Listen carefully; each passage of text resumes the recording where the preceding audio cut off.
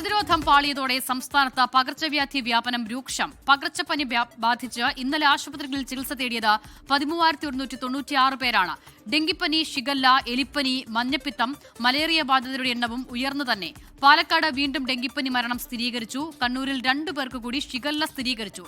പകർച്ചവ്യാധി പ്രതിരോധത്തിനായി ആഴ്ചയിൽ 3 ദിവസം ഡ്രൈ ഡേ ആചരിക്കാൻ ആരോഗ്യമന്ത്രിയുടെ അധ്യക്ഷതയിൽ ചേർന്ന ജില്ലാ കളക്ടർമാരുടെയും ഡിഎംഒമാരുടെയും യോഗത്തിൽ തീരുമാനമായി. പകർച്ചപ്പനി ബാധിതരുടെ എണ്ണം കഴിഞ്ഞ ഒരാഴ്ചയായി 12,000-ന് മുകളിലാണ്. പകർച്ചപ്പനി ബാധിച്ച് ഇന്നലെ ആശുപത്രികളിൽ ചികിത്സ തേടിയത് 13,196 പേർ. മലപ്പുറത്താണ് പനി വ്യാപനം കൂടുതൽ. പ്രതിദിന ഡെങ്കിപ്പനി, ഷിഗല്ല, എലിപ്പനി, മഞ്ഞപ്പിത്തം, മലേറിയ ബാധിതരുടെ എണ്ണവും ഉയർന്നു തന്നെ.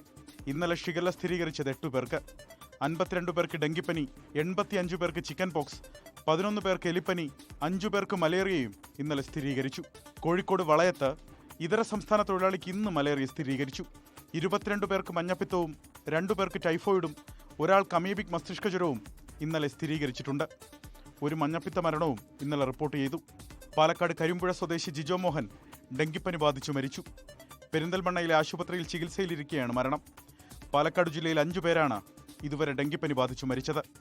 പ്രതിരോധ നടപടികൾ ഊർജിതമാക്കുന്നതിനായി ജില്ലാ കളക്ടർമാരുടെയും ഡിഎംഒമാരുടെയും ഓൺലൈൻ യോഗം ആരോഗ്യമന്ത്രി കെ മുരളീധരൻ വിളിച്ചു ചേർത്തു. വെള്ളി, ശനി, ഞായർ ദിവസങ്ങളിൽ ഡ്രൈ ഡേ ആചരിക്കാൻ തീരുമാനിച്ചു. വെള്ളിയാഴ്ച സ്കൂളിലും ശനിയാഴ്ച സർക്കാർ ഓഫീസുകളിലും മറ്റു സ്ഥാപനങ്ങളിലും ഞായറാഴ്ച വീടുകളിലും ഡ്രൈ ഡേ ആചരിക്കും.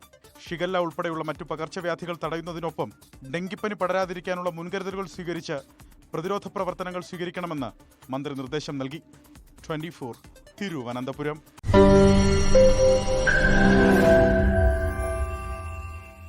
ലോകത്തെവിടെയായാലും ഏത് സമയത്തും 24 വാർത്തകളും ഓഗ്മെന്റഡ് റിയാലിറ്റി പാക്കേജുകളും എക്സ്പ്ലെയിനറുകളും വിശദമായി കാണാൻ ഞങ്ങളുടെ യൂട്യൂബ് ചാനൽ നിങ്ങൾക്ക് സബ്സ്ക്രൈബ് ചെയ്യാം.